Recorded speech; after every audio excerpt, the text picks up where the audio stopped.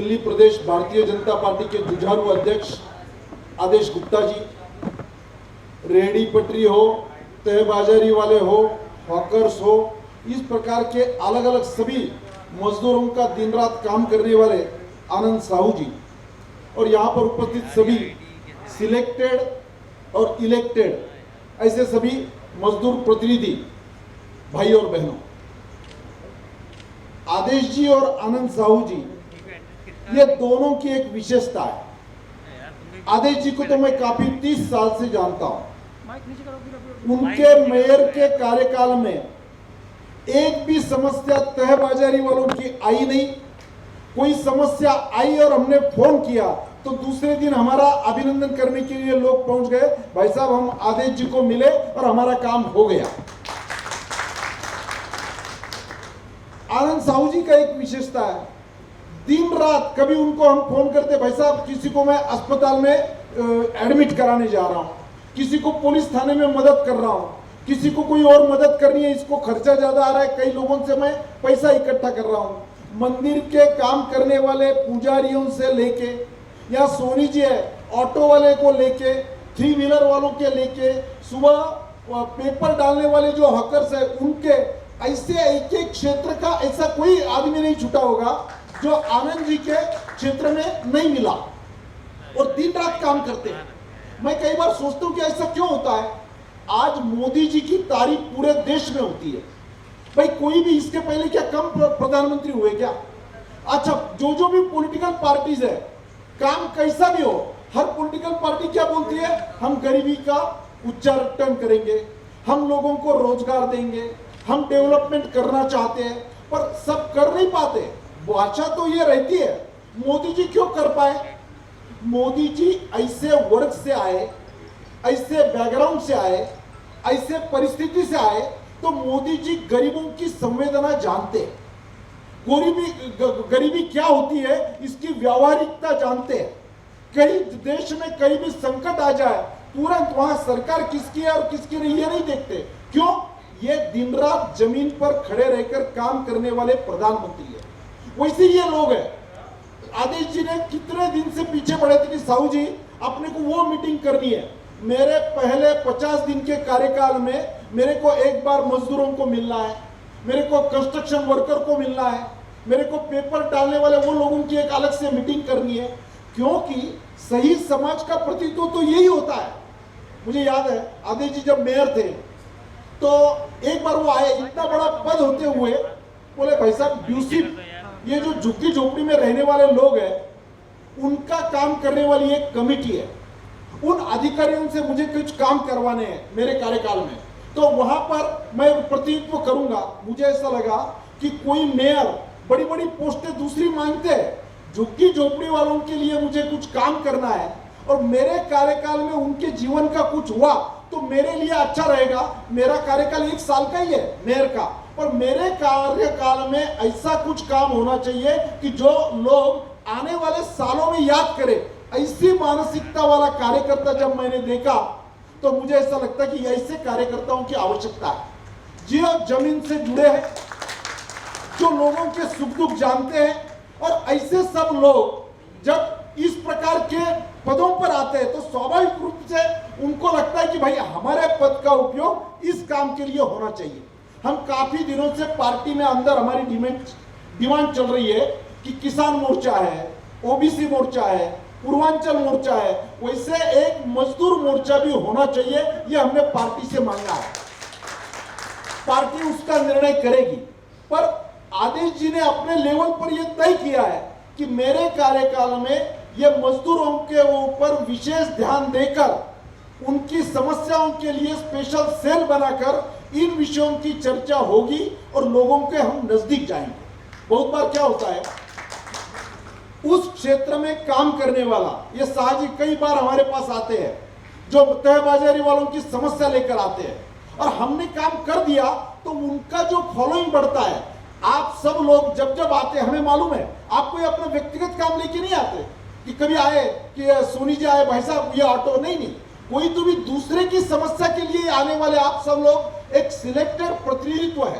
तो मुझे ऐसा लगता है कि कोई भी पार्टी का काम जब बढ़ता है पार्टी का केडर बढ़ता है जब पार्टी का नेतृत्व आगे आता है, और नेतृत्व तब बढ़ता है जब उनके फॉलोअर्स का काम होगा।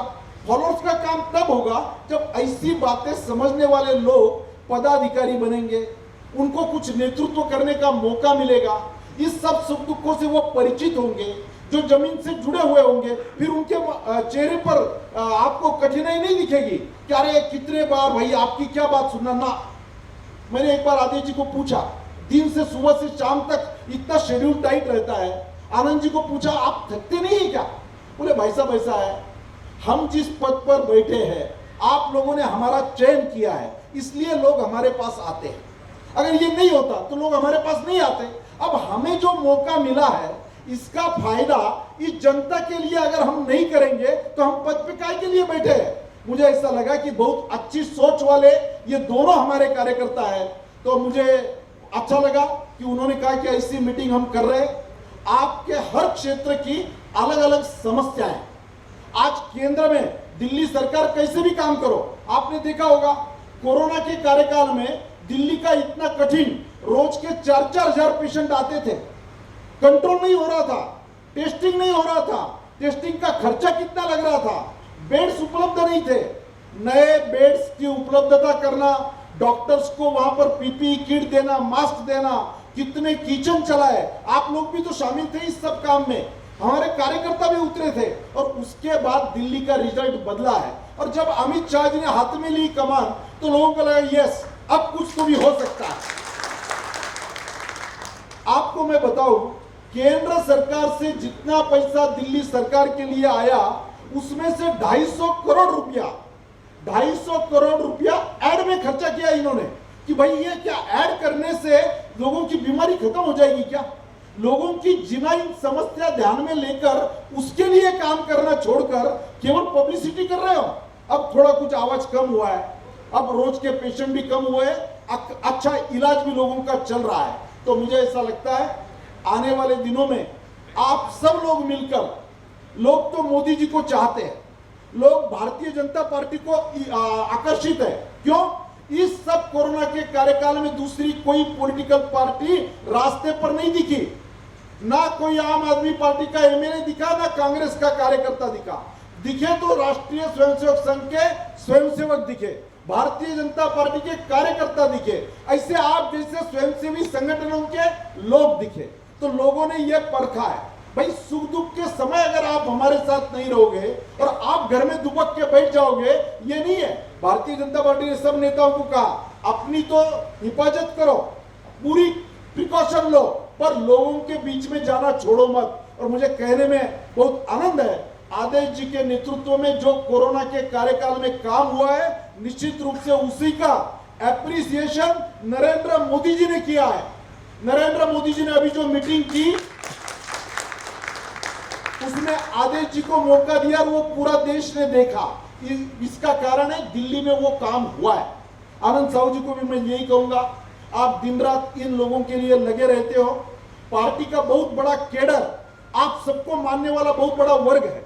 आप सबका ये काम है कि आने वाले दिनों में जो लोग पार्टी से दूर है उनको पार्टी से जोड़ने का एक बहुत महत्वपूर्ण माध्यम आप सब लोग हैं। आपके कारण ही पार्टी बढ़ेगी, पार्टी के कारण ही हमारे सब नेताओं की ताकत बढ़ेगी, और इसी ताकत के आधार पर देश को जिस ओर ले जाना है उस दिशा में हमारा मार्ग प्रशस्त होने वाला है। हम सब लोग जानते हैं चाइना को इस प्रकार के पीछे हट आज तक कभी हुई नहीं थी, यह देश में पहली बार हुआ है।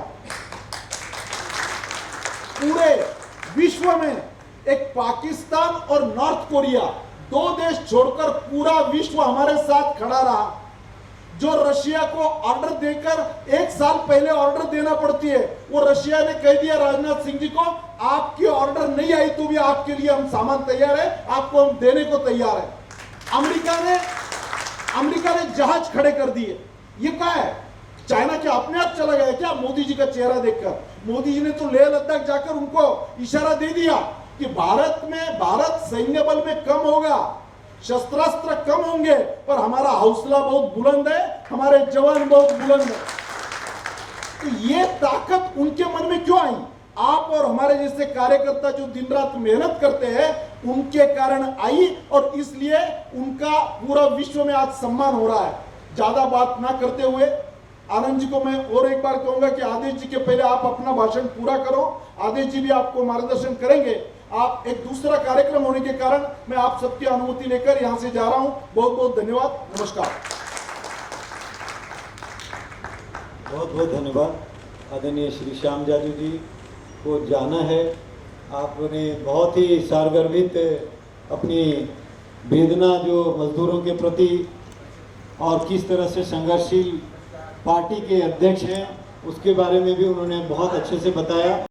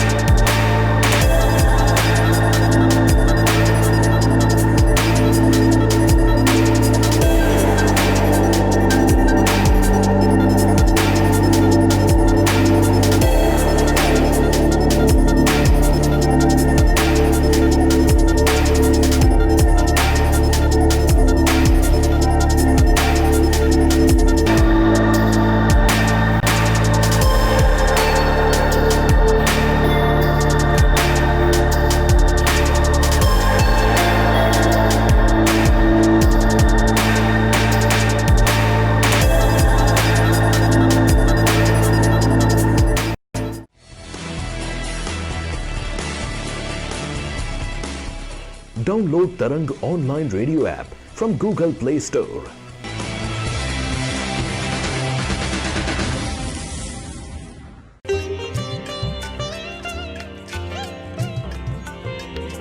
You are listening to Tarang Devotional Online Radio.